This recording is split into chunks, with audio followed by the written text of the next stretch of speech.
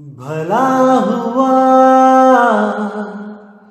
मेरी माला टूट गई, मैं राम भजन से छूटी। भला हुआ मेरी माला टूट गई, मैं राम भजन से छूटी। मेरे सिर से टली बला, भला हुआ मेरी माला टूट गई, मैं राम भजन से छूटी। मैं राम भजन से छूटी। नमस्कार मेरे प्यारे भाइयों, मेरे परमात्मा के प्यारे जीव हंसों। मैं हमेशा मालिक से यही दुआ करूंगा कि आप सब मेरे भाइयों का विवेक पहले से ज्यादा और ज्यादा और ज्यादा से ज्यादा बढ़ता ही जाए। बस मेरे दिल की यही अरदास है कि ऐसी कोई चीज ना रहे जो आपको समझ ना आए। हर चीज आपको बिल्कुल क्रिस्टल क्लियर होती जाए। बस यही चाहूंगा मैं, यही अरदास करूंगा उस बंदी छोड़ से, उस परमपिता परमात्मा से कि वो आपके विवेक शक्ति में बढ़ोतरी करता ही जाए और ऐसा कोई भी अज्ञान ना रहे इस दुनिया में जो आपको 1% भी भ्रमित कर पाए। कुछ ना रहे ऐसा। आपका ये भाई आपकी पूरी मदद करने के लिए तैयार है। बस आप निष्पक्ष भाव से इस सत्संग को सुनते रहिए और उस पर विचार करते रहिए। विवेक लगाइए कि जो मैंने बात कही है वो सत्य है या असत्य है। जवाब मेरे भाई आपके अंदर से ही आएगा। उस परमात्मा का जवाब आपके अंदर से आएगा। बस उसको पहचानने की कोशिश करो। साहिब बंदगी। और दोस्तों, आपको बताना चाहूंगा कि काफी दिनों से कुछ लिंक व्हाट्सएप पे शेयर किए जा रहे हैं जिसमें कुछ गुरुओं की फोटो लगाई गई है और कुछ भड़काऊ से शब्दों से टाइटल दिया गया है। दोस्तों, ऐसे किसी भी चैनल से हमारा कोई लेना देना नहीं है। आप उनको बिल्कुल ना देखें, बिल्कुल भी ना देखें, क्योंकि वो सत्संग हमारे ही अपलोड कर रहा है और गलत फोटो लगा लगा के दुनिया को भ्रमित कर रहा है। बिल्कुल भी उनका चैनल ना तो सब्सक्राइब करें और जिन्होंने किया है वो अनसब्सक्राइब कर दें। बिना मेरी परमिशन के जो सत्संग अपलोड किए जा रहे हैं ये बिल्कुल गलत बात है। आप ये सब बंद करें। और कोई भी मेरा भाई अगर अपने चैनल पे कोई सत्संग मेरा चलाना चाहता है तो पहले परमिशन लो। प्रचार में योगदान करना है तो बिल्कुल सही तरीके से करो। किसी भी गुरु की फोटो नहीं लगानी है। सब गुरु मेरे बड़े अपनी अपनी ठौर। शब्द विवेकी पारखी सो माथे कम और। हमने हर गुरु की इज्जत करनी है। हमें किसी भी गुरु से हमारा वैर नहीं है भाई। हर गुरु अपनी अपनी सीमा में अपने अपने शिष्यों को ज्ञान दे रहा है। जहां तक उसकी पहुंच है वो अपने अपने शिष्यों को पहुंचा रहा है। क्या दिक्कत है इसमें? इसलिए मेरे भाई ये जो गलत काम है इसको बंद करो और अगर करना ही है तो सही से करो। जैसे मैं किसी की फोटो नहीं लगाता हूं, आप भी मत लगाएं। साहिब। तो भाइयों, आज जो हम वाणी लेंगे वो बंदी छोड़ कबीर साहब की वाणी है और बहुत ज्यादा विवेक जगाने वाली वाणी है। इसको समझ के लगभग सारा भरम आपका खत्म हो जाएगा। तो क्या कहती है वाणी? आशा है निज नाम की, निश दिन गुजरना हो। यानी अब मुझे केवल और केवल निज नाम की आशा है। मेरे सारे भ्रम टूट गए। मैं इन 5 तत्व 25 प्रकृति 3 गुण मन माया से लिप्त इस दुनिया से न्यारा हो गया हूं। मैं किसी मंदिर मस्जिद गुरुद्वारे में परमात्मा को नहीं ढूंढता हूं। वो परमात्मा मेरे पास है, मेरे घट में ही है। घट मैंने आत्म घट, ना कि शरीर को कोई समझे। तो उस परमात्मा को पाने के लिए अब मुझे केवल एक भेदी गुरु की जरूरत थी, जो मुझे मिल गया। अब मेरा आना जाना छूट गया। काया गढ़ जागीर है, सतगुरु परवाना हो। यम अमल पावे नहीं, भव फिरत भुलाना हो। मतलब जब भेदी गुरु मिल गया तो इस कायागढ़ में मैं सदैव जागृत अवस्था में रहने लगा। हर चीज को परखने लगा, मन माया की हर चाल को समझने लगा, जानने लगा। पहले मैं इनको नहीं समझ पाता था और इनके जाल में फंस जाता था, लेकिन अब एक एक चीज को मैं समझ रहा हूं। कैसे ये ख्याल आ रहे हैं, कैसे मैं इनमें निर्णय ले रहा हूं, मैं क्या कर रहा हूं, क्या नहीं कर रहा हूं, मैं हर चीज जानता हूं। क्योंकि सतगुरु का परवाना, वो आदेश मैंने समझ लिया है, मैंने जान लिया है। अब यम अमल पावे नहीं, अब वो काल मुझे नहीं पकड़ सकता। भव फिरत भुलाना हो, पहले मैं इसी के चक्कर में भव भव यानी गर्भ से गर्भ में जाता हुआ भूला हुआ था, भटक रहा था। लेकिन अब जो गुरु ने मुझे भेद बताया, तो अब मैंने अपनी सुरती को उस अडोल आत्मज्ञान से जोड़ना सीख लिया। अब मुझे कहीं जाने की जरूरत नहीं, अब मैं मुक्त हूं। अब कहते हैं काया नगर में बोलता, कोई देखा भाई हो, तिनका ओट पहाड़ है, तासे नजर न आई हो। यानी इस काया में जो ये बोलता राम है, क्या कभी किसी ने चीना है कि कौन है ये? क्या निज रूप है इसका? कहां रहता है ये? क्या कोई जानता है? अर्थात कोई नहीं। सबके सब मन और तन में ही उलझे हुए हैं। कोई मन रूपी निराकार को, ब्रह्म को परमात्मा मान के बैठा है, और कोई तन रूपी जड़ शरीर को परमात्मा मान के बैठा है। उनकी मूर्तियों में, उनकी फोटो में, उनके चेहरों की आस में अपने जीवन को बर्बाद करने में लगे हैं। लेकिन इस आत्म राम को कोई नहीं चीन पा रहा है। जब तक भेदी गुरु नहीं मिल गया, तब तक इस आत्म राम को कोई नहीं जान सकता, कोई नहीं जान सकता। और ये भेद बताने केवल और केवल परमात्मा आता है, बंदी छोड़ आता है।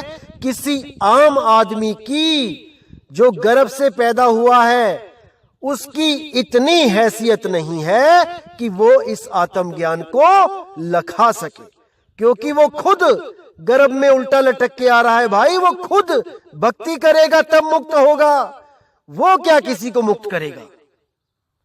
आज समाज में बड़े बड़े पंथ चल रहे हैं और ये कोशिश करते हैं वो पंथ दुनिया को बताने की कि हमें कबीर साहब मिले। बड़े बड़े पंथ, और कुछ पंथ तो ऐसे हैं जो कबीर पंथी भी नहीं हैं, लेकिन ये कहने में भी नहीं हिचकिचाते कि हमें कबीर साहब मिले हैं। स्पष्ट बोलते हैं संगत को कि मुझे कबीर साहब मिले थे।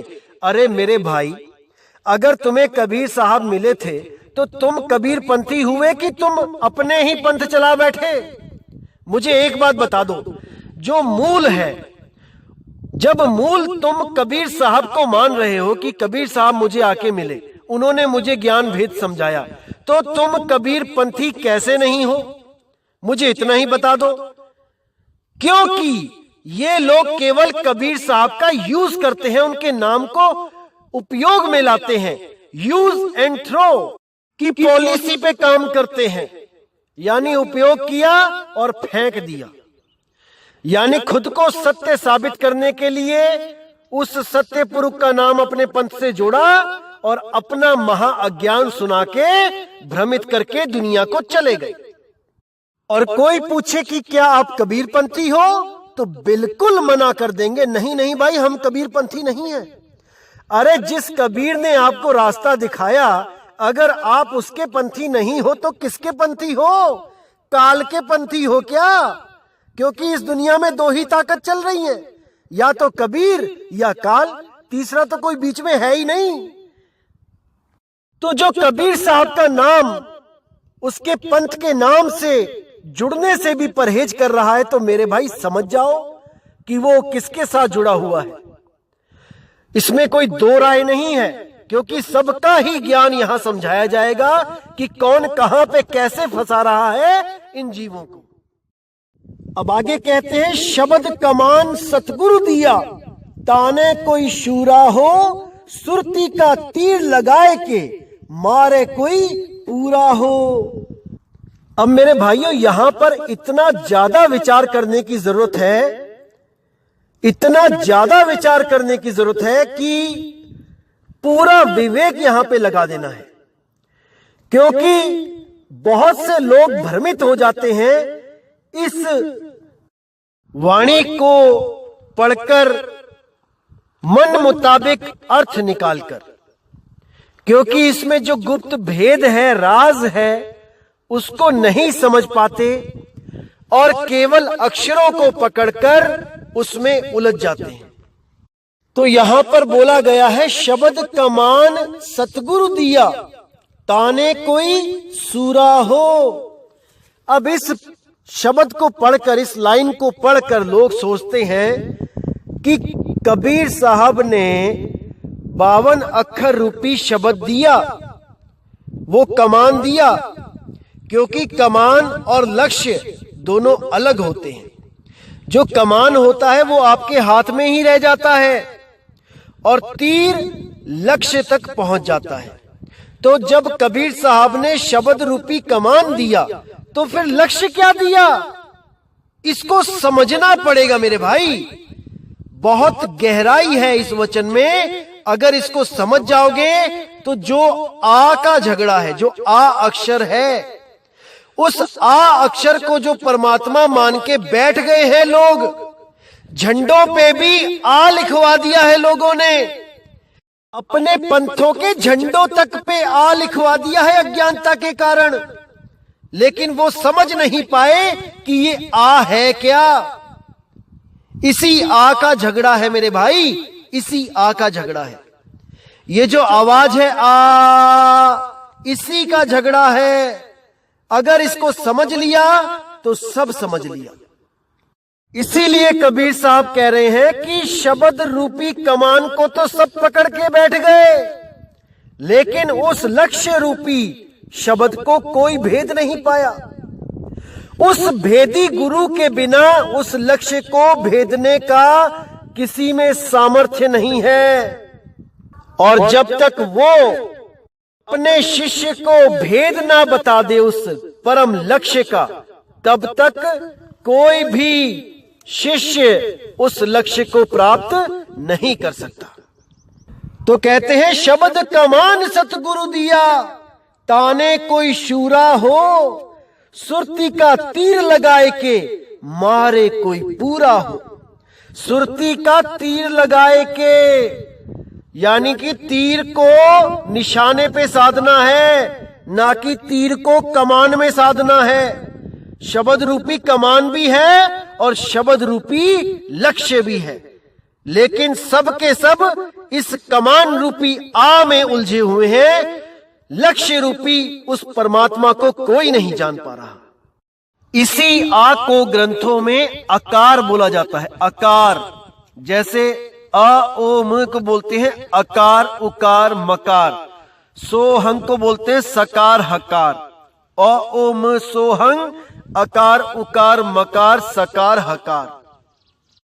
कुछ पंथों में, कबीर पंथ में ये नाम भी दिए जाते हैं, मैंने आपको पहले भी क्लियर किया। तो इसी आ अक्षर आकार के लिए गीता में भी बोला गया है कि हे अर्जुन, अक्षरों में मैं आकार हूं और समासों में द्वंद्व समास हूं। मैं शाश्वत काल भी हूं और सृष्टाओं में ब्रह्मा भी हूं। अब ये जो आकार है ये ब्रह्म ज्ञान है, असल में ये ब्रह्म ज्ञानियों का ज्ञान है, ना कि पार ब्रह्म ज्ञान है। ब्रह्म से परे का ज्ञान नहीं है ये। और लाखों की गिनती में लोग इसी को परमात्मा समझकर इस आ से प्रेम कर बैठते हैं। यहां तक कि कुछ पंथों के द्वारा ये दुष्प्रचार भी किया गया इतिहास में कि मदन पंथ भी आ की ही पूजा करवाता है। जो गले से निकलता है आ, इसी में ध्यान लगवाता है। ऐसे ऐसे मूर्ख बनाने वाले इस दुनिया में आके जा चुके हैं। लेकिन दोस्तों फिक्र मत करना, सबका अज्ञान खोला जाएगा और उस पुस्तक को भी दिखाया जाएगा जिस पुस्तक में इन लोगों ने हमारे मदन साहिब के पंथ को गलत तरीके से बदनाम करने की कोशिश करी है, ताकि वहां तक कोई जीव पहुंच ही ना पाए। वहां कोई पहुंचेगा नहीं तो उसको सत्य से रूबरू हो नहीं पाएगा। उस पुस्तक में तो यहां तक लिख दिया कि मदन पंथ के लोग कान बंद करके धुन सुनते हैं। हैरान हूं मैं इन लोगों पे जो केवल और केवल इस दुनिया को भ्रमित करने आते हैं। मुझे ग्लानि होती है ऐसे लोगों पे जो बिना सोचे समझे किसी के बारे में ऐसी बातें करके चले जाते हैं और केवल उनका एक ही लक्ष्य होता है लोगों को अपने भरम जाल में फंसा के रखना। यही लोग नारियल पानी की दुकानें लगा के बैठे हैं, नारियल पानियों में उलझा रखा है इन लोगों ने, और वो मदन पंथ की बात करते हैं, उनके ज्ञान को समझने की बात करते हैं। क्योंकि मेरे भाई इनका नारियल पानी नहीं बिकेगा तो इनको पैसा चढ़ावा नहीं चढ़ेगा। एक एक नारियल का ये 20-20 हजार 30-30 हजार रुपए लेते हैं बंदगी, लेकिन इनकी दुकानें न टूट जाए इसलिए ये मदन पंथ को बदनाम करने में लगे हैं। तो मेरे भाई जिस दिन आपने मदन साहिब के इस पंथ के ज्ञान को समझ लिया ना, उस दिन आप सब नारियल वारियल भूल जाओगे और केवल उस सत्य पुरुष अकाल पुरुष उस सार शब्द गुरु की तरफ जाओगे और आपकी सुरती को भटकाने के लिए कोई रास्ता बचेगा ही नहीं इस काल निरंजन के पास। क्योंकि केवल मदन पंथ ही एक ऐसा पंथ है जो सुरती शब्द योग करवाता है, जिसके बीच में कोई रूहानी मंडल, कोई भूमिया, कोई चरण नहीं होते, सीधे शब्द और सूरत। लेकिन आपको उस शब्द को प्राप्त करने के लिए लायक होना पड़ता है, उस लायक बनना पड़ता है कि गुरु दया करके आपको वो शब्द लखा दे। ये सबके लिए नहीं है भाई कि कोई भी राह चलता आ जाए नाम लेने के लिए और गुरुजी उसको नाम दे देते हैं, ऐसा बिल्कुल नहीं है। इस बात को ध्यान में रखना, नाम अनमोल है। जब वो अनमोल है तो अनमोल दात ऐसे ही नहीं दे दी जाती किसी को, पहले उस लायक बनो। जैसे किसी राजा की कोई लड़की हो, बहुत सुंदर हो, तो उसकी शादी ऐसे ही नहीं कर दी जाती किसी के साथ, उसके लिए योग्य वर की तलाश की जाती है, स्वयंवर रचाए जाते हैं, तब जाके हजारों में कोई एक उसके लायक मिलता है और उसके साथ उसका विवाह होता है। इसी तरह लाखों हजारों लोगों में से कोई बिरला कोई एक आदमी शिष्य बनने के लायक होता है भाई। इसीलिए गुरुजी जल्दी किसी को शिष्य नहीं बनाते। सब कुछ देखना पड़ता है कि वो मीट मांस तो नहीं खाता, कि वो व्यभिचार तो नहीं करता, कि वो अंडा, नशे, बीड़ी, सिगरेट, खैनी, जर्दा ये तो नहीं खाता पीता, शराब तो नहीं पीता, उसका आचरण कैसा है, लोगों के साथ झगड़े ही तो नहीं करता रहता, गुंडागर्दी में तो नहीं उलझा हुआ है कहीं।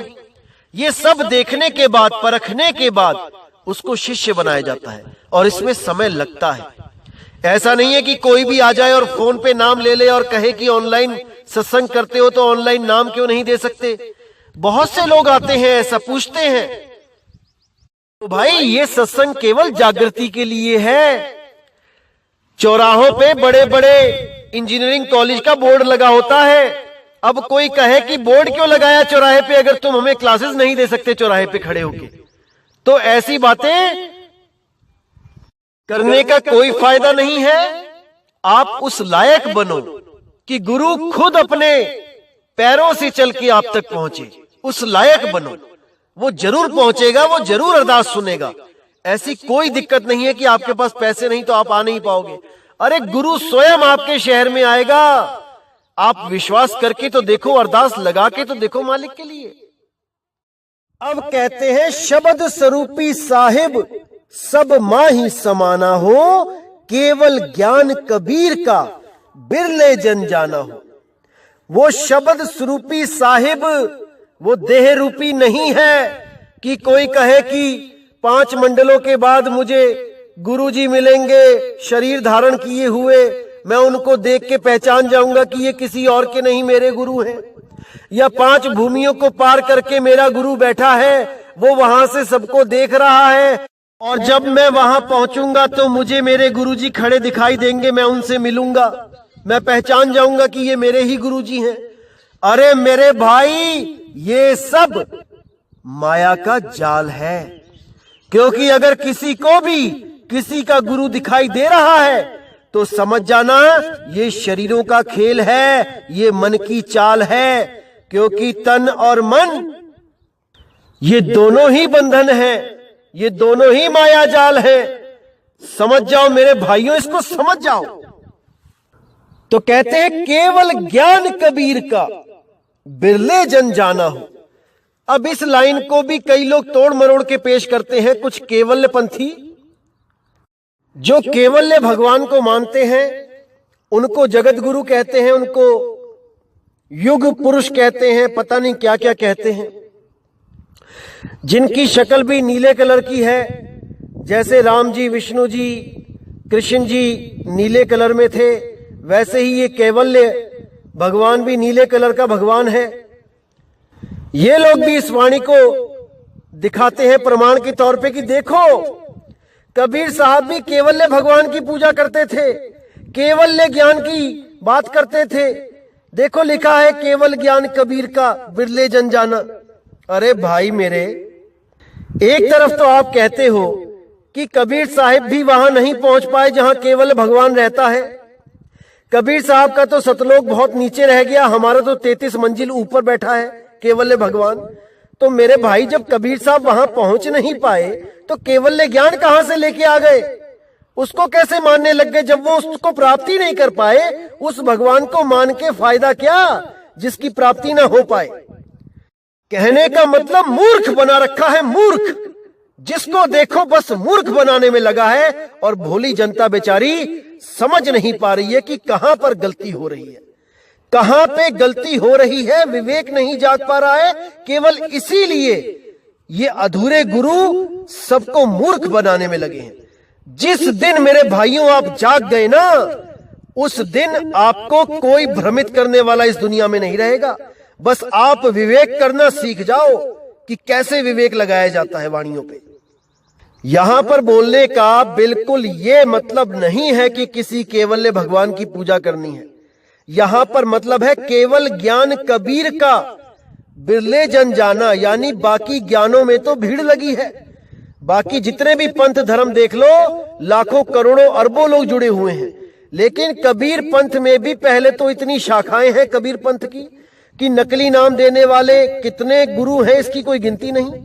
वहां पे लाखों करोड़ों की भीड़ है और उनमें जो एक सत्य पंथ है जो असली कबीर साहब का ज्ञान दे रहा है, उनके बारे में बोला जा रहा है केवल ज्ञान कबीर का बिरले जन जाना। यानी वो बहुत बिरले लोग होंगे, बहुत गिनती में कम लोग होंगे जो मेरे ज्ञान को समझ पाएंगे।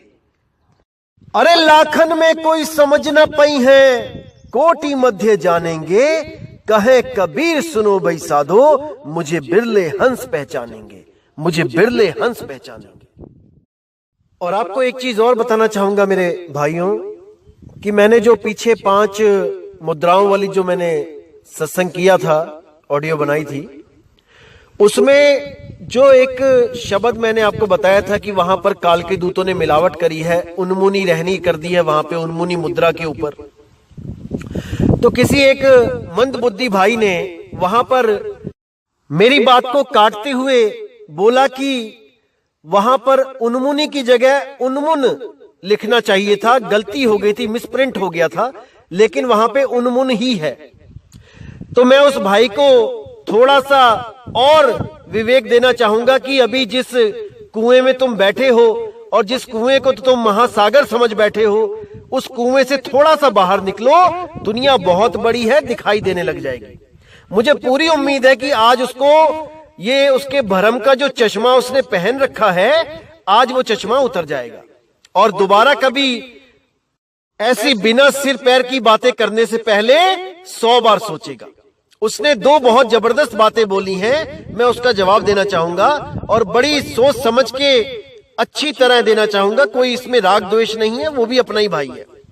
तो मैं उस भाई को बताना चाहूंगा कि मेरे भाई, जो उन्मुन और उन्मुनी दोनों शब्द हैं, ये एक दूसरे से रिलेटेड हैं। जैसे खुश और खुशी, दुख और दुखी, हंस और हंसी, इसी तरह उन्मुन और उन्मुनी। जो उन्मुन शब्द है ये कोई आम शब्द नहीं है, आम भाषाओं में, आम बातचीत में इसको यूज नहीं किया जाता है। 99% लोगों ने तो पहली बार सुना होगा कि उन्मुन या उन्मुनी शब्द क्या होता है, जो योग से रिलेटेड नहीं है। जो योगी पुरुष नहीं है वो इस शब्द को नहीं जानते। असल में उन्मुन होता है मौन हो जाना, चुप हो जाना। ये जितने मौनी बाबा हैं जो चुप हो जाते हैं वो उन्मुन मुद्रा में ही हैं, उन्मुनी मुद्रा में ही है।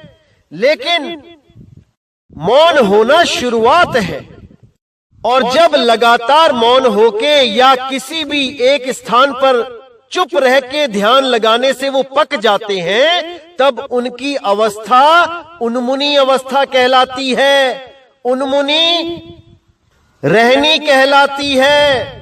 अब कौन समझाए इन कम अकल इंसानों को? मैं तो थक गया हूं बता बता के, लेकिन पता नहीं क्यों ये अपने विवेक को किसी कुएं में फेंक के आ जाते हैं सत्संग करने। हैरान होता हूं मैं इन बातों को देख के कि मन में इतनी ईर्ष्या द्वेष है कि केवल बस नहीं चलता, नहीं तो ये गालियां भी देने लग जाए अपने YouTube चैनलों पे। बस नहीं चल रहा इनका, और बातें करते हैं मोटी माया और झीनी माया की। अरे तुम तो माया से निकल जाओ बाहर। ये जो झीनी माया है कूट कूट के भरी है तुम्हारे अंदर, ये स्वाध्याय वाले महात्मा जी। क्योंकि केवल और केवल अहंकार में जीना चाहता है हर जीव कि वो गलत सिद्ध ना हो जाए, वो अधूरा सिद्ध ना हो जाए।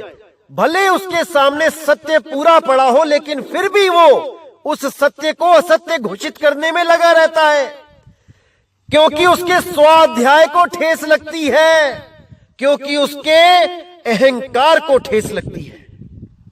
तो साहिब ने लताड़ा है उन उन्मुन लोगों को जो उन्मुन अवस्था में रहते थे, मौनी बाबा बन के रहते थे।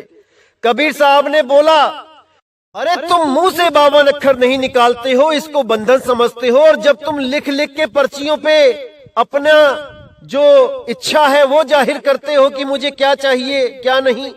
अरे पर्ची पर भी तो 52 अक्षर लिख रहे हो मौनी बाबा, तो 52 से न्यारे कैसे हुए? नहीं हुए। आज भी कई लोग देखेंगे, आप जो योगी पुरुष हैं वो मेरी बात को समझेंगे 1 मिनट में। आज भी कई लोग जो सुदर्शन क्रिया करते हैं, जो बड़े बड़े संस्था चल रही हैं सुदर्शन क्रिया करवाने की, वो भी अपने शिष्यों को मौन होने को बोल देते हैं। 2-2, 3-3, 4-4 दिन वो मौन अवस्था में रहते हैं, उसी को उन्मुन अवस्था कहा जाता है। और यही अवस्था जब पक जाती है तो ये उन्मुनी रहनी कहलाती है। अब इन मूर्खों को कौन समझाए? मैं तो हार चुका हूं भाई। लेकिन चलो, परमात्मा की दया है, एक दिन इन पर भी मालिक की दया होगी। असल में दिक्कत क्या है? क्योंकि ये लोग गुरु पर विश्वास नहीं करते। ये कहते हैं कि जो स्वयं से ज्ञान हो जाए वही सत्य है, भले वो अधूरा हो जाए, वो गलत हो जाए, इससे कोई लेना देना नहीं। लेकिन गुरु से ज्ञान नहीं प्राप्त करना इन लोगों ने, यहीं पर ये लोग मात खा जाते हैं। इन्हीं को कबीर साहब ने निगुरा बोला है, निगुरा। ये लोग निगुरे हैं, और निगुरे के दर्शन करने के लिए कबीर साहब ने बोला है लाख पापी का भार। जो इन निगुरों का सत्संग सुनते हैं, जिनका खुद कोई गुरु नहीं है, उन लोगों पे लाख पाप का भार चढ़ जाता है, क्योंकि वो सत्य तो बता ही नहीं सकता। जब सत्य नहीं बता सकता तो मुक्ति नहीं दे सकता। तो जितना पाप किया है वो भोगना ही पड़ेगा मेरे भाई, अपना तो भोगना ही पड़ेगा। और जो 2-4 लोगों को, 5-10 लोगों को, 20-50 लोगों को हम और जोड़ेंगे उनके साथ, उनके सत्संग शेयर कर करके कि देखो कितनी अच्छी बात कर रहा है, तो उन लोगों का जो जन्म बर्बाद होगा उसका भी पाप तुम्हारे सिर पे लगेगा। उनका भी जन्म खराब करने का कारण तुम ही बनोगे, तो उनका पाप भी तुम्हें भोगना पड़ेगा, क्योंकि गलत रास्ता बताने वाला भी पापी होता है। अगर सही रास्ता नहीं पता तो गलत भी मत बताओ मेरे भाई। तो इसीलिए बोला गया है लाख पाप का भार है जो निगुरों का सत्संग सुनते हैं, उनकी शक्ल भी देखते हैं। इसीलिए साहिब ने बोला सेवा को 2 ही भले, एक संत एक राम, राम है दाता मुक्ति का, संत जपावे नाम। अब यहां पर 2 की बात करी साहिब ने, और ये लोग कहते हैं कि नहीं एक है, बस एक ही है, उस परमात्मा से प्रेम कर लो, गुरु की जरूरत नहीं है।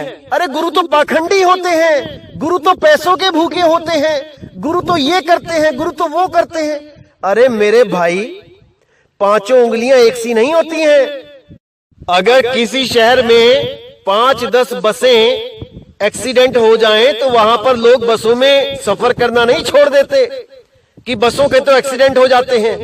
अरे जो गुरु अधूरा है उसका एक्सीडेंट होगा ही होगा, जो गुरु अधूरा है वो जेल में जाएगा ही जाएगा। लेकिन जो पूर्ण साधु है वो ऐसा कोई कर्म करते ही नहीं कि उनको जेल का मुख देखना पड़े। अरे वो तो दुनिया से विरक्त रहते हैं भाई, दुनिया में रहते हुए भी दुनिया से विरक्त रहते हैं। इन अवस्थाओं को तुम नहीं समझ सकते। 4 किताबें पढ़ के सोहंग मंत्र निकाल के बैठ गए कि यही सार नाम है। ऐसे सार नाम मिल गया तब तो पढ़े लिखों को ही किस्मत में है सार नाम, अनपढ़ तो बेचारे यहीं धक्के खाने के लिए पैदा हुए हैं। शर्म नहीं आती है इन लोगों को ऐसी ऊल जुलूल बातें करते हुए कि खुद ही किताबें पढ़ लो, खुद ही ज्ञानी बन जाओ। अरे कबीर साहब कहते हैं पोथी पढ़ पढ़ जगमुआ, भयो न पंडित कोय, 2.5 आखर प्रेम का, पढ़े सो पंडित होए। अब यहां पर प्रेम की बात करी है उन्होंने कि सत्संग से प्रेम करो, गुरु से प्रेम करो, परमात्मा से प्रेम करो। वो सत्संगों के माध्यम से ही मिल सकता है, और कहीं किताबों में नहीं छुपा बैठा वो कि कोई मंत्र किताबों में लिख दिया। अगर किताबों में ही मंत्र होता तो पूरी किताब में एक ही नाम बार बार लिख दिया जाता, ताकि कोई ढूंढना भी ना पड़ता किसी को। शुरू से लेके आखिर तक सोहंग सोहंग सोहंग ही होता फिर, और सोहंग से ही मुक्ति हो जाती सबकी। इतना कुछ लिखने की जरूरत नहीं पड़ती कि आदि नाम है सत्य कबीरा। कहां चला गया तुम्हारा सोहम जब सामने लिखा है आदि नाम है सत्य कबीरा? तो सोहम को तो पकड़ के बैठ गए, लेकिन सत्य कबीर का भेद नहीं प्राप्त कर पाए मेरे भाई। इसीलिए कहते हैं गुरु धारण कर ले, 84 से बच जाएगा, भ्रमों से बच जाएगा, सुधर जा, अभी टाइम है साहिब बंदगी।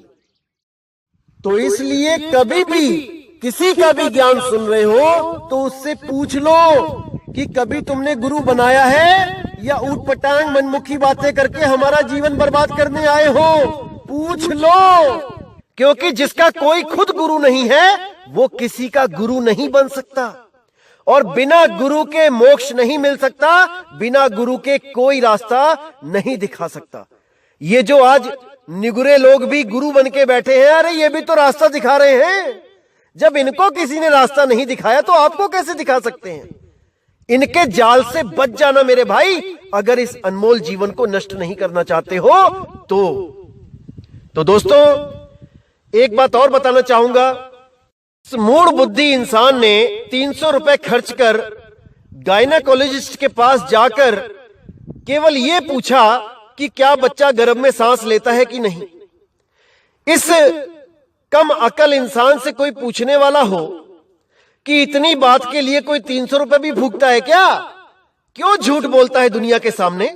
अरे इंटरनेट का युग है, जो डॉक्टर नहीं जानता वो इंटरनेट पे अवेलेबल है। डॉक्टर भी इंटरनेट पे ही अपडेट होते हैं भाई।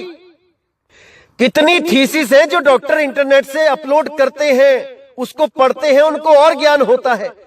तो इतनी छोटी सी चीज तो गूगल पे नहीं ढूंढ पाया मेरे भाई, जो 300 रुपए की पर्ची कटा के उस गायनेकोलॉजिस्ट डॉक्टर के सामने जाके बैठ के और ये सवाल पूछ रहा है कि बच्चा गर्भ में सांस लेता है कि नहीं। हैरानी होती है मुझे ऐसे कम अकल इंसानों पर जो कबीर पंथ को समझने चले हैं, कबीर साहब की वाणियों को समझने चले हैं। हैरानी होती है मुझे, क्या बोलूं मैं इन लोगों को। अपने ही भाई हैं, क्या कर सकता हूं मैं, लेकिन समझ नहीं रहे हैं ज्ञान को और 84 की तरफ बढ़ते ही जा रहे हैं। तो दोस्तों, मैं इंटरनेट से ही आपको डाउनलोड करके देता हूं, जिसमें अगर आप अंग्रेजी जानते हैं तो बिल्कुल स्पष्ट लिखा है, आप पढ़ सकते हैं कि बच्चा गर्भ में सांस नहीं ले सकता। उसको जितनी भी सांस दी जाती है वो मां के द्वारा दी जाती है, पाइप के द्वारा। और अगर उस बच्चे के फेफड़े सही से डेवलप ना हो पाए तो गर्भ में तो छोड़ो, गर्भ के बाहर आकर भी वो सांस नहीं ले सकता। अरे कम अकल इंसानों, समझ जाओ, इस बात को समझ जाओ, लोगों को भरमाओ मत। तो मेरे भाई, हर चीज आपके सामने प्रूफ होगी और प्रमाणों के साथ होगी। बस आपने विवेक लगाए रखना है और ऐसे काल के दूतों से, ऐसे अधूरे गुरुओं से या गुरु बनने की जो चेष्टा करते हैं, ऐसे लोगों से बच के रहना है। क्योंकि सत्य को कोई काट नहीं सकता। सत्य सत्य है मेरे भाई, जितना मर्जी चीख लो, उस सत्य को कोई फर्क नहीं पड़ता। क्योंकि सत्य ही परमपिता परमात्मा है, सत्य ही केवल और केवल ध्यान करने योग्य है, सत्य ही केवल सिमरण के योग्य है। तो मेरे भाइयों, सत्य पे अटल हो जाना है, सत्य की ही साधना करनी है और सत्य की ही प्राप्ति करनी है। इसके अलावा सब झूठ है, हर चीज झूठ है मेरे भाई। बस सत्य को जान लो और आप मुक्त हो। तो दोस्तों, इसी के साथ मैं अब ये सत्संग समाप्त करता हूं और पूरी उम्मीद करता हूं कि इस सत्संग से आपके विवेक में बहुत बढ़ोतरी हुई होगी और परमात्मा की दया आप तक जरूर पहुंचेगी। तो दोस्तों, सत्य कड़वा होता है, मैं जानता हूं, लोगों को दुख भी होगा इन बातों को सुनकर, लेकिन मेरे भाई, ये कड़वी दवाई तुम्हारी बीमारी को ठीक करने के काम आएगी। इसलिए इसको दवाई समझ के ग्रहण कर लो। साहिब बंदगी सतनाम। तो दोस्तों, अब मैं विदा चाहूंगा। जय गुरु बंदी छोड़ वैराग साहिब, जय गुरु बंदी छोड़ साधु शरण साहिब, जय गुरु बंदी छोड़ बाबा मदन साहिब जी, मेरे गुरु अंगद देव जी, मेरे गुरु नानक देव जी, मेरे रविदास जी महाराज जी, मेरे सब संत। जय जय सतगुरु बंदी छोड़ कबीर साहिब की सदा ही जय हो, सदा ही जय हो मेरे मालिक की। साहिब बंदगी सतनाम।